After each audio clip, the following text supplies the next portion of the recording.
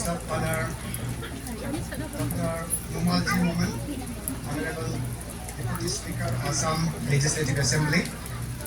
Our special guest, Sri Lakman Marak, Honorable Deputy CEM, GHADC Pura, whose tactics in dealing with the authorities, popularly known as non-violence, continues to inspire the modern public leaders in their approach to their grievances redressed. He is a household name among Garos, popularly considered as the first political leader of the Garos. His 107th death anniversary today, the 27th August, calls for our reflection on his profound impact on our feelings of nationalism and patriotism. Pasunaram Sangma was born in the year 1867 at a small village called Naksirongde, situated in the northeastern part of Garo Hills. He was the second son of Klang Gabel Momen and Chamre Rongrokre Sangma. In 1879, at the age of 12, he came to Nishangram, where he studied in an LP school. After finishing his primary schooling, he went to Tura for further study and completed class 6, the highest class that could be studied in Garo Hills in those days from Tura Christian Mission School. Pasunaram R. Sangma was a natural leader, which was borne out by the fact that during his school days in Tura, he proved to be a popular leader among his friends. At the age of 22, he married Tokje Gabel Momen on June 7, 1889 at Tura. They had 6 children and 3 sons and 3 daughters. He started his career as a teacher in Santipur village. After a short stint as a teacher, he went to Guwahati and worked there as a police. As a police, he found it contrary to follow the bent of his mind.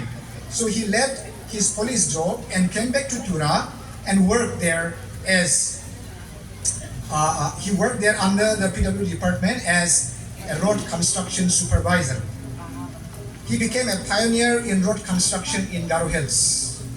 It was he who constructed the road from Tura to Rongrengri along the Sumsang River via Rombagri, Rongmalgri, Rongsakgiri, and Dolbagiri. This road came to be known as Sonaram Road. He also worked as a vaccination inspector under the British government, but he left this job in April 1900.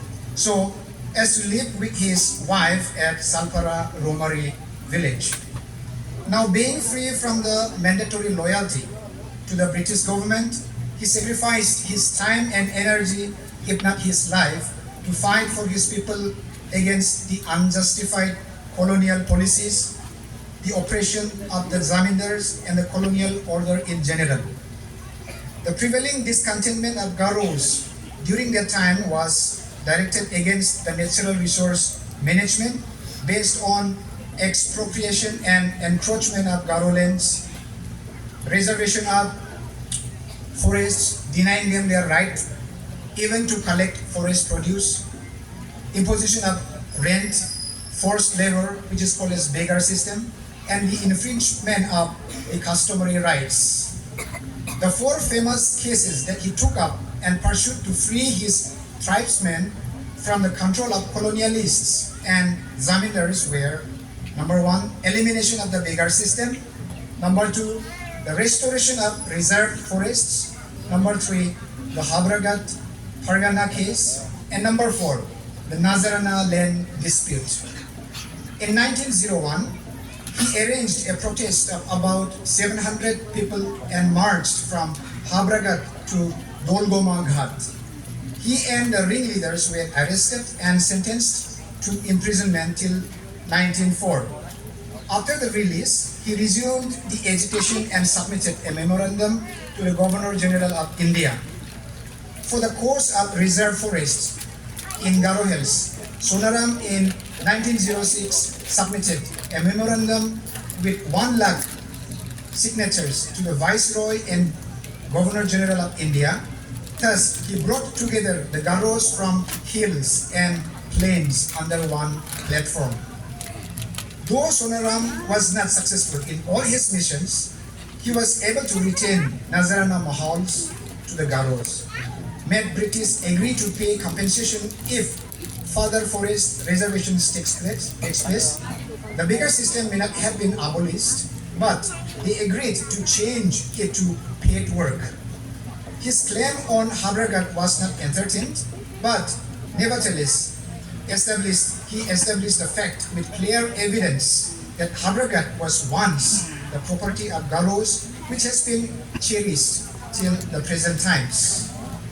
Not satisfied with the decision of the British government in the case of Nazarana Mahals, he filed a case, challenged the decisions actually, at Calcutta High Court. While fighting with his cause or with his case, he fell ill and breathed his last on 27th August 1916 at Bakrapur village, where his tomb can still be seen today. Sonaram's efforts may not have yielded many productive results, but his commitment towards the cause of Garo community was remarkable. He became the tall figure among Garos, and his legacy lives on. He was the man of Gandhian principle, and he can be regarded as one of the first Indian leaders who practiced and popularized non-violent methods of protest among his people.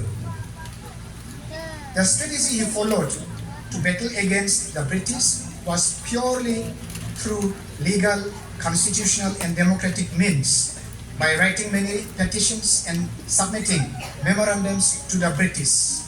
Hence, it can be argued without a doubt that the Garos, under the leadership of Pa Sonaram or Sangma, were one of the indigenous tribes which formed the first line of defense against the intrusive and destructive colonial policies that attempted to change the socio-economic structure of the tribal societies for commercial benefits. Under his leadership, they collectively resisted the illegal and unjust policies of the foreign rulers. In this light, the key role played by the nationalist leader Pa Sonaram or Sangma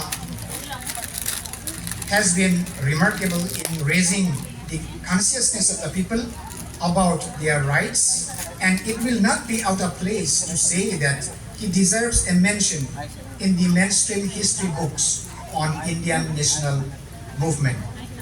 On his 107th death anniversary, let's nurture ourselves, especially our young people, young generation, to be patriotic, nationalist, and non-violent, embodying his legacy in our actions.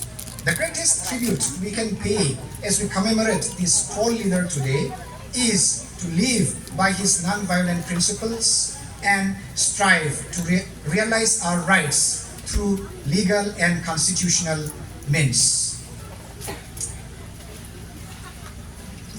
Now, sir, for the larger benefit of the audience, may I also speak a little about his life in Garo, in our local dialect. Mandir ako man nagragpa ang sini guest at ang sini